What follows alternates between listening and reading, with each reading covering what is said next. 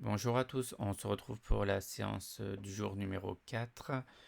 Voilà, ça c'était un petit rappel sur notre début de parcours sur la séquence numéro 2 du théorème de Pythagore. D'accord, pour revoir les éléments essentiels pour qu'on puisse bien tous suivre ensemble. Alors 8,5 au carré, ça on te demandait de prendre ta calculatrice. Donc il y avait, c'est juste savoir bien utiliser les touches carré et cube.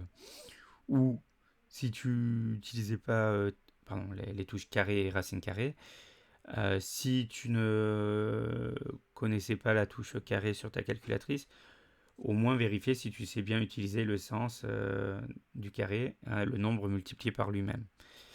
Bon. Alors 8,5 au carré, je ne sais pas si tu vois bien à l'écran. Bon. 8,5 et la petite touche x au carré pour ceux qui ont les Casio, elle est là. On fait entrer. Alors si jamais ça t'a affiché 289 quarts, tu appuies sur la touche SD. D'accord, ça c'est juste un petit réglage de la calculatrice. Et tu as trouvé 72,25. Maintenant, pour la racine carrée, on se souvient qu'il faut d'abord appuyer sur seconde et après sur la touche racine carrée. Et tu mets 256 à l'intérieur. Donc la racine carrée de 256, c'est le nombre positif dont le carré est 256. Alors est-ce qu'il n'y a pas une écriture plus simple que racine carrée de 256? Est-ce que je ne peux pas trouver un nombre entier ou un nombre décimal dont le carré est 256? Quand je tape ça sur la calculatrice, je trouve 16. Donc racine carrée de 256, ça s'écrit plus simplement 16. Alors, dans l'exercice numéro 2, on te donnait soit la longueur d'un côté du carré, il fallait trouver son aire, soit on te donnait l'aire, il fallait retrouver la longueur du côté. Alors, première question, on te donne la longueur du côté du carré qui est 12,5 cm. On te demande de trouver son aire, donc tu vas faire quoi? Côté fois côté, 12,5 au carré.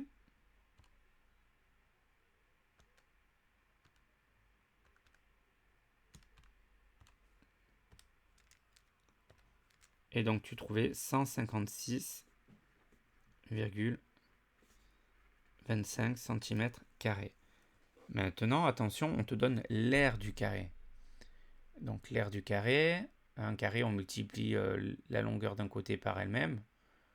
Et la longueur d'un côté, c'est un nombre positif. Donc quel est le nombre positif qui multiplie par lui-même donne 324? Mais pour nous aider à retrouver la longueur d'un côté du carré, on a un outil fabuleux, c'est la racine carrée. Donc je commence par dire que un côté il mesure racine carrée de 324. Et je vais vérifier sur ma calculatrice, est-ce que j'arrive à trouver un nombre entier ou un nombre décimal qui correspond? Oui, j'ai 18. Donc attention aux unités. Les aires, c'est en centimètres carrés, les longueurs, c'est en centimètres. Troisième question, vous donnez la longueur du côté du carré, 7,8 cm. On voulait trouver l'aire, donc cette fois-ci, on va faire côté fois côté. 7,8 au carré. Et ça faisait 60,84 cm carrés. Pour finir, alors dernière question, c'était l'aire du carré est de 243,26 cm². Donc on recherche quel est le nombre positif qui multiplié par lui-même donne 243,26. Donc ça veut dire qu'un côté c'est racine carrée de 243,26. Je prends ma calculatrice.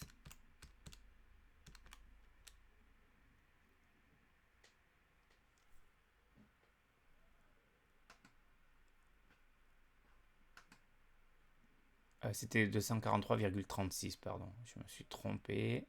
Donc c'est racine carrée de 243,36, c'est pas 26. Autant pour moi. C'est pour ça que le résultat m'a un peu surpris. Voilà. Donc il n'y avait pas de valeur approchée à donner. Ça donne bien 15,6. Et c'est des centimètres. Alors maintenant, pour le numéro 3, vous aviez un encadrement de deux racines carrées à effectuer entre deux entiers. Alors, racine carrée de 69, on se rappelle, par définition, c'est le nombre positif dont le carré est 69. Alors, le carré est 69, ça veut dire que si on avait un carré, son aire, ce serait de 69. Et donc on va commencer par encadrer une aire de 69 entre deux carrés parfaits. Alors la liste des carrés parfaits, je vous rappelle, 1, 4, 9, 16, 25, 36, 49, 64, 81, 100, 121, 144. Ça c'est la liste que vous devez connaître par cœur. Même si on pourrait aussi apprendre, c'est la liste des carrés des nombres de 1 à 12. D'accord, c'est pas les seuls carrés parfaits qui existent, on pourrait continuer, les autres sont pas à apprendre, mais 13 au carré, 14 au carré, 15 au carré, etc. Donc dans notre liste, 69, c'est compris entre 64 et 81.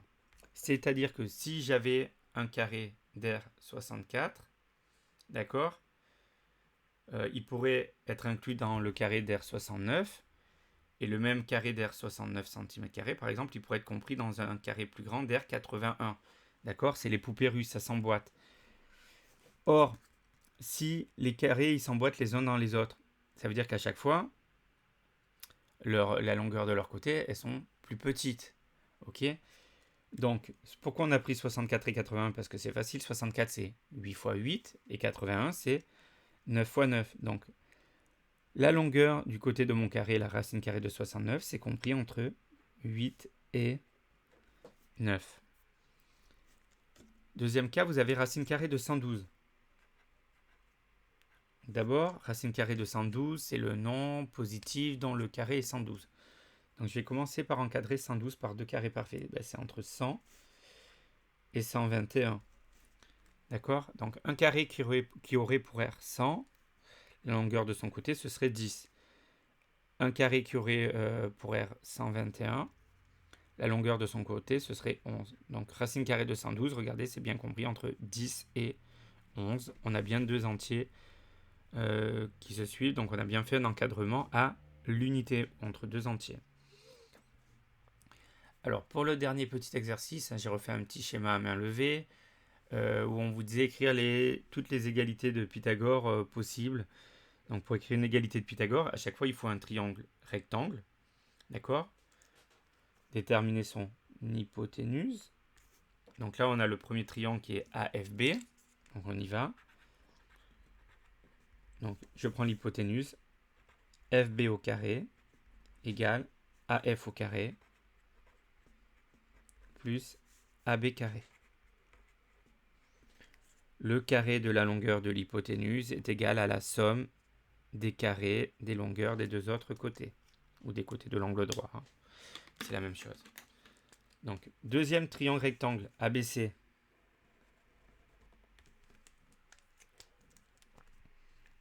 Donc, on marque ABC. L'hypoténuse c'est AC, donc on dit AC au carré égale BA carré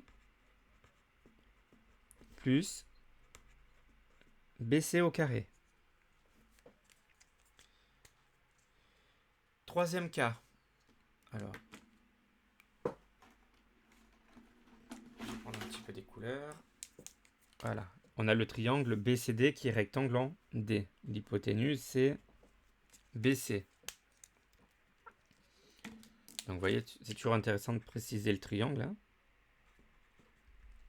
Donc l'hypoténuse BC, donc ça donne BC au carré égale l'angle droit DB au carré plus DC au carré.